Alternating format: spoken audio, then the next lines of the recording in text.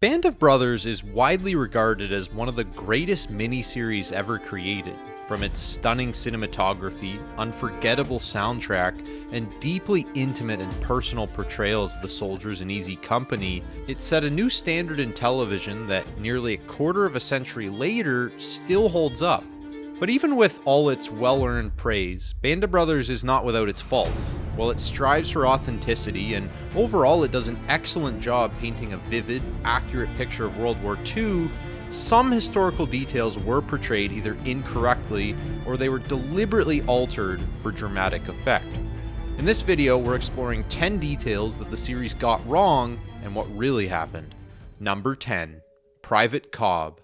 In episode 8, Private Roy Cobb is seen verbally assaulting Lieutenant Jones and Sergeant Martin, leading to his later court-martial and dismissal from Easy Company.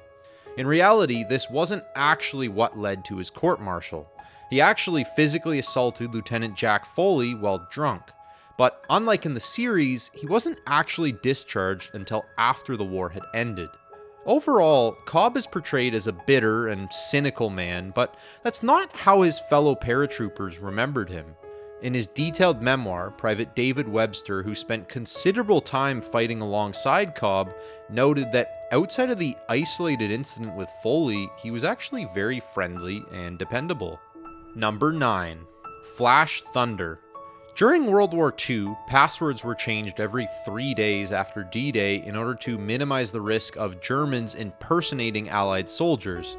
In the scene where Albert Blythe runs into Lieutenant Spears several days after D-Day, the Flash Thunder password they exchange would have already been obsolete. In reality, the actual password the Allies were using by this point was Victory Thunder. This is a small detail, and it probably was an intentional deviation. Since the audience was already introduced to the Flash Thunder password in the previous episode, it would have been confusing to randomly hear a different phrase. Number 8. The Yod Panther Tank.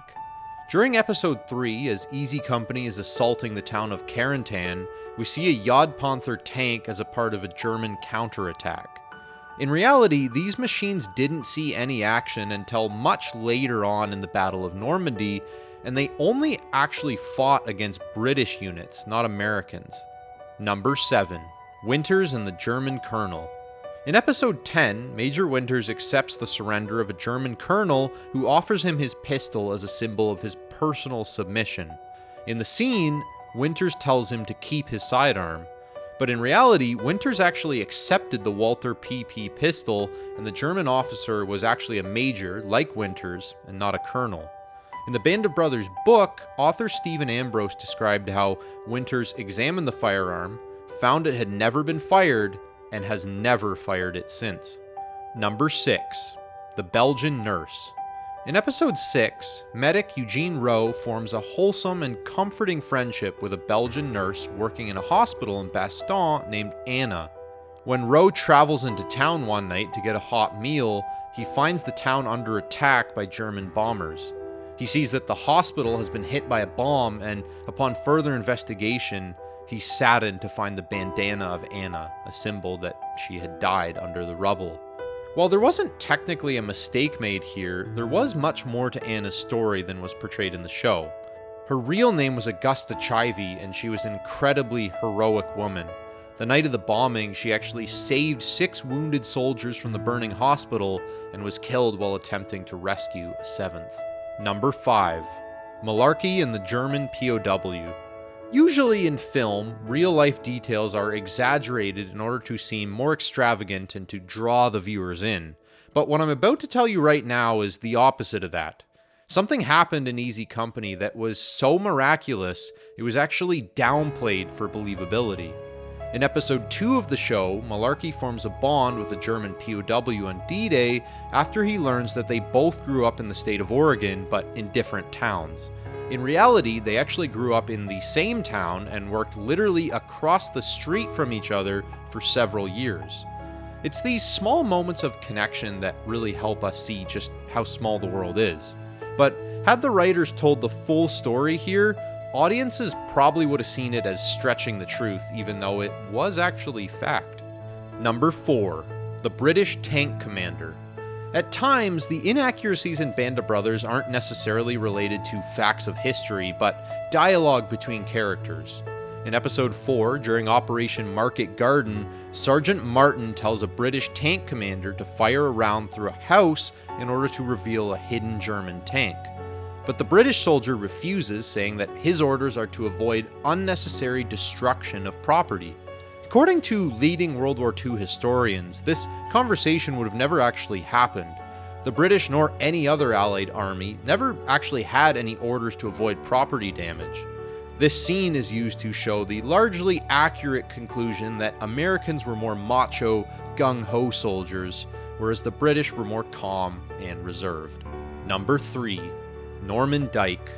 In the series, Lieutenant Norman Dyke is portrayed as both a cowardly and incompetent soldier. In episode 7, he is supposed to lead an attack on the town of Foy, but he cracks under pressure, leading to several unnecessary deaths of his men. Because of his poor performance, he is relieved by Ronald Spears. In reality, Dyke was actually an impressive soldier who led several successful attacks and even earned the Bronze Star in Bastogne. Though it is true that he faltered in the attack on Foy, it was because he had been seriously injured. Dyke survived his injury at Foy and went on to serve bravely in the Korean War. Dyke's accurate portrayal was a creative liberty the writers took in order to shine a light on Spears, who was certainly an impressive soldier and deserved all the praise that he got in the show. Number 2. Hitler's Death. In episode 9, a date title reveals that it is April 11th, 1945. Members of Easy Company look on as German citizens clear up a town buried in rubble. At the end of the episode, Nixon reveals that Hitler took his own life. This mistake is perhaps the most glaring of all because it's so simple. Hitler didn't actually die until April 30th, 1945. Number 1. Albert Blythe. Admittedly, not all the mistakes on my list are major, and most of them can be overlooked, but a few really stand out. One of those is the fate of Albert Blythe. Blythe is introduced in episode 3 as a soldier struggling with shell shock. He valiantly overcomes his fears, only to be shot in the neck by a sniper a few days later. At the end of the episode, it's revealed that Blythe never recovered from his wound and died in 1948, but this wasn't actually true. In reality, Blythe did recover from his injury, which was actually a shot to his shoulder and not his neck. He went on to fight in the Korean War, where he was awarded the Silver Star and promoted to Master Sergeant. After the war, he married and had 2 children. Blythe did pass away in 1967, nearly 20 years after the series had stated. The reason this mistake was made was because the men of Easy Company had lost touch with Blythe, and they all assumed that he had died shortly after the war. While no historical series will ever be perfect in its portrayal of real events and real people, Band of Brothers does a phenomenal job overall. It remains one of the best series ever made, and it brings great honor to the men of Easy Company and their heroic sacrifices. Thanks for watching.